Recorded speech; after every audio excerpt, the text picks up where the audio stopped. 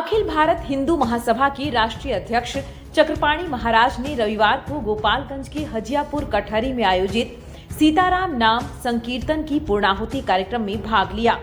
इस दौरान उन्होंने महाकुंभ के संगम स्नान पर बड़ा बयान दिया। चक्रपाणी महाराज ने कहा कि महाकुंभ में 50 करोड़ श्रद्धालुओं ने संगम में आस्था की डुबकी लगाई।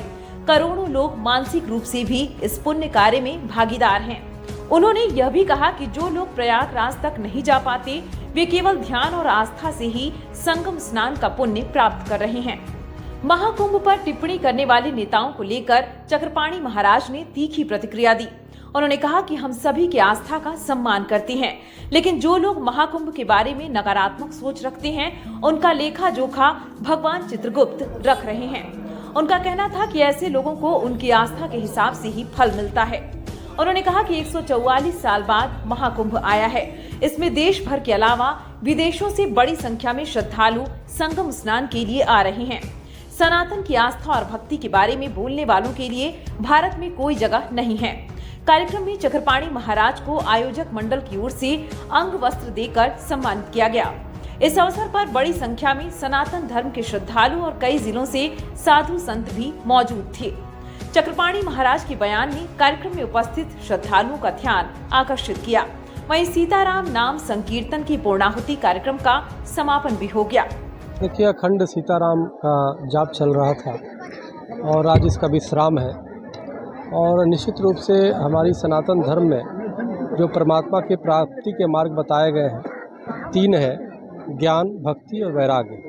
तो ये भक्ति उसका अंग है। इसके माध्यम से हमारे न सिर्फ घर परिवार व्यक्ति बल्कि समस्त राष्ट्र और विश्व के कल्याण की कामना की जाती है, क्योंकि हमारा सनातन का सिद्धांत है सर्वे भवन्तु सुखिनः सर्वे सन्तु निरामया सर्वे भद्राणि पश्यन्तु मा कश्चित् दुर्भाग् भवेत्। यानी सभी सुखी रहें, सभी संपन्न रहें। तो सनातन धर्म जो है का कोई भी कार्य जो है उसमें स्व से पर की तरफ जाने के लिए प्रेरणा देता है। यानी हम तो सुखी रहें, लेकिन उसके साथ पूरे देश और दुनिया सुखी रहे। तो आज इसी उपलक्ष्य में यहाँ के पूज्य हमारे जितने संत महात्मा आए हुए हैं, मुकुंद दास जी महाराज ने कार्यक्रम का शुभारंभ किया है। और निश्चित रूप से मैं चाहूँगा इस तरह के कार्यक्रम न सिर्फ बिहार बल्कि पूरे देश में चलना चाहिए और बाहर भी चलना चाहिए। इससे एक जो तरंग निकलता है वो निश्चित रूप से सबके कल्याण के कार्य करता है। तो मैं इस आए हुए सभी लोगों की मंगल कामना करता हूं और सभी पूज्य संतों को नमन करता हूं। निश्चित रूप से ये धरती, गोपालगंज की धरती राष्ट्रवादियों की धरती रही है। ये सिद्ध महापुरुषों की धरती रही है। मौनी बाबा जैसे सिद्ध महात्माओं की धरती है। तो मैं इसको नमन करता हूँ और मेरा बड़ा यह पुण्य का फल प्राप्त हुआ है कि हमें यहाँ पे आने का सौभाग्य प्राप्त। अच्छा गुरु जी, अभी महाकुंभ का चल रहा है, तो 50 करोड़ लोग अभी तक चले गए हैं, मतलब क्या कहें? देखिए ऐसा स्नान कई प्रकार के होते हैं, मानसिक स्नान भी होते हैं। अगर हम देखा जाए तो शायद जितनी देश की आबादी है, इससे चूँकि विश्व में हर जगह माँ गंगा में आस्था रखने वाले हैं, तो प्रत्यक्ष रूप से तो आके माँ गंगा में डुबकी लगाने का काम, त्रिवेणी में लगाने का काम 50 करोड़ किया है।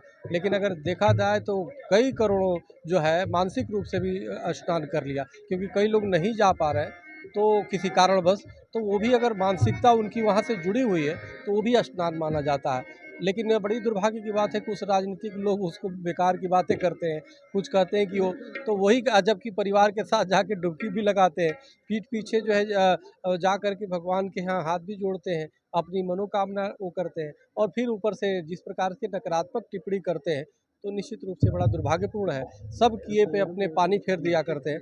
कर्मों का लेखा जोखा भगवान चित्रगुप्त जी रखते हैं।